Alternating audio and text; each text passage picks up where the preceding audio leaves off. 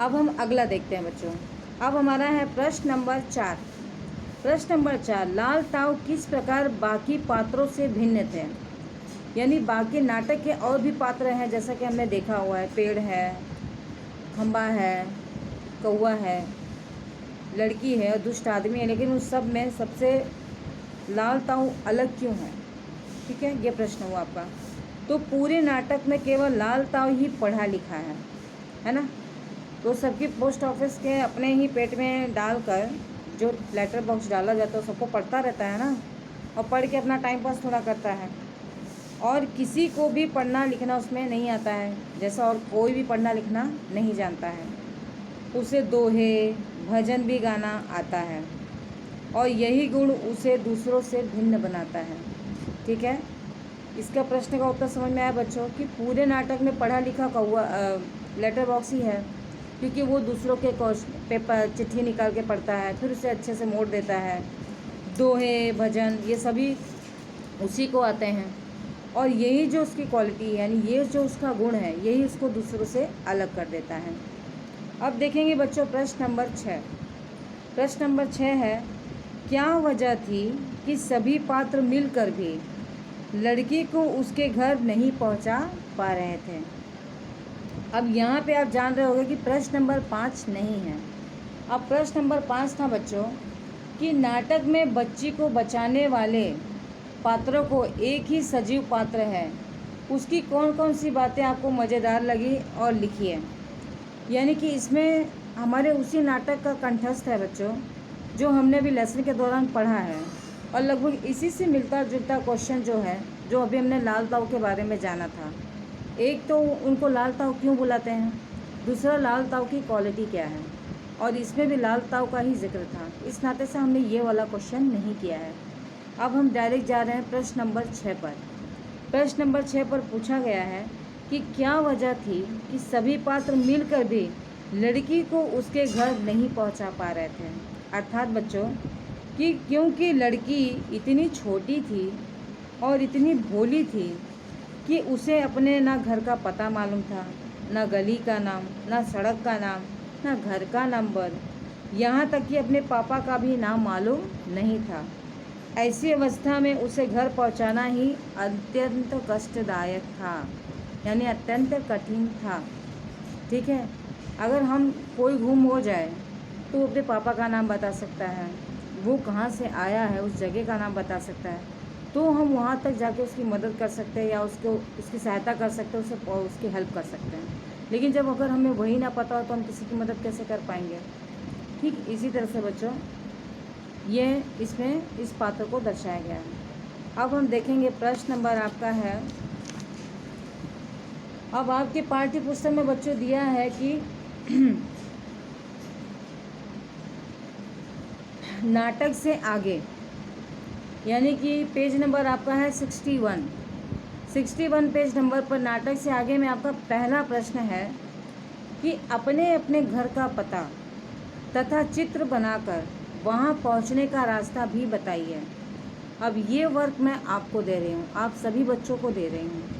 आपको क्या करना है, आपकी जो नोट्स है या नोट्स की कॉपी है, उसी नोट्स की कॉपी में जहाँ पर दोनों पेज जो होता है पेज कॉपी का, जैसे कि मैं आपको बता दे रही हूँ कैसे।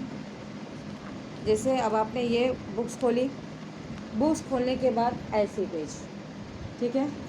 अब इसमें आपको करना क्या है, यहाँ पे अपने घर का नाम पता सब रखो। डायरेक्शन के लिए इस पेज का इस्तेमाल करो। कैसे नक्शा, जैसे हम गूगल फॉर्म पे चेक करते हैं, ये जानने की कोशिश करते हैं कि हमें जहाँ जाना है वो कैसे रास्ता है, क्या है, डायरेक्शन सारा दिया होता है ना। ठीक, आपको यहाँ पर उसका डायरेक्शन अपने हिसाब से बनाना है। आप चाहें तो गूगल फॉर्म की भी मदद ले सकते हैं, इसमें कोई दिक्कत, लेकिन आपको जो करना है वो आपके हैंड से होना चाहिए। यहाँ आपको उसमें पेंसिल का इस्तेमाल आप कर सकते हैं, कुछ चाहे तो कलर का भी इस्तेमाल कर सकते हैं, उसमें कोई दिक्कत नहीं है, जैसा आप चाहें। लेकिन आपका एड्रेस और बीच में पूरा आपको उस चीज़ को दर्शाना है कि उस रास्ते से कैसे जाना है, और जहाँ से हमें जाना है उस रास्ते का डायरेक्शन भी आप ही को मुझे देना है। ठीक है, ये वर्क मैं आप पर छोड़ रही हूँ, ये आपको करना है। अब हम देखेंगे उसके नेक्स्ट वाला क्वेश्चन, यानी कि प्रश्न नंबर 2।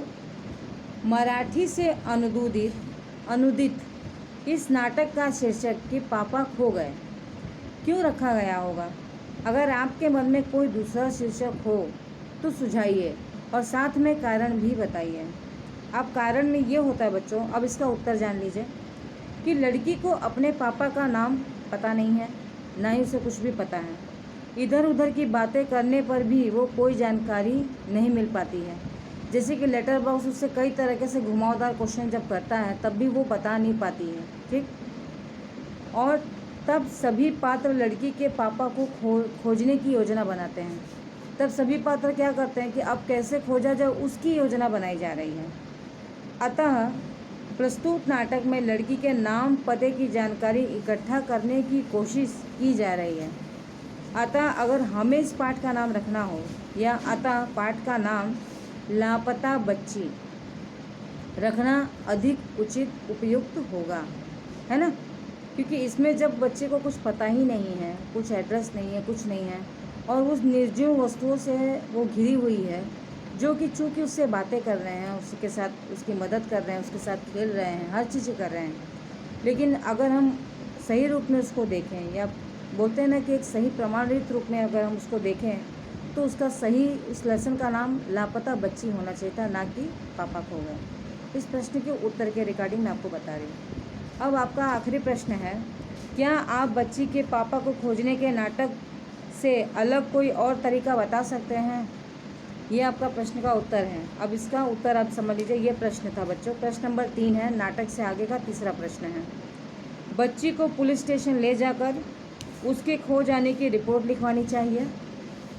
इससे पुलिस उसके पापा को ढूंढकर बच्ची को सौंप देगी। अगर नाटक के अलग ढंग से हमें करना हो तो हम यही करेंगे, ठीक है। कोई अगर गुम जाता है तो हम 100 पे कॉल कर लेते हैं या फिर हम ही उसको पुलिस स्टेशन ले जाते हैं, तो पुलिस को बता देंगे भाई ये बच्ची यहाँ मिली है और इसको खोज दीजिए। फिर पुलिस उस बच्चे से नाम पता खोज कर उसको पहुँचा देती है। अब बच्चों चैप्टर 7 का हमारे पापा खो गए का एक्सरसाइज कंप्लीट हो गया है। क्वार्टरली एग्ज़ाम के रिगार्डिंग जितने मेरे पोर्शन वाइज थे बच्चों वो ये कंप्लीट हो गए हैं। अब आपको अपनी रीडिंग करनी है।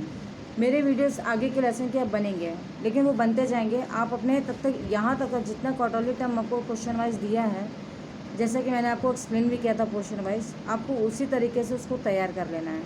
तो आप अच्छे से कीजिएगा, एग्ज़ाम की अच्छे से तैयारी कीजिएगा और अपना ख्याल रखिएगा। एग्ज़ाम के लिए ऑल द बेस्ट।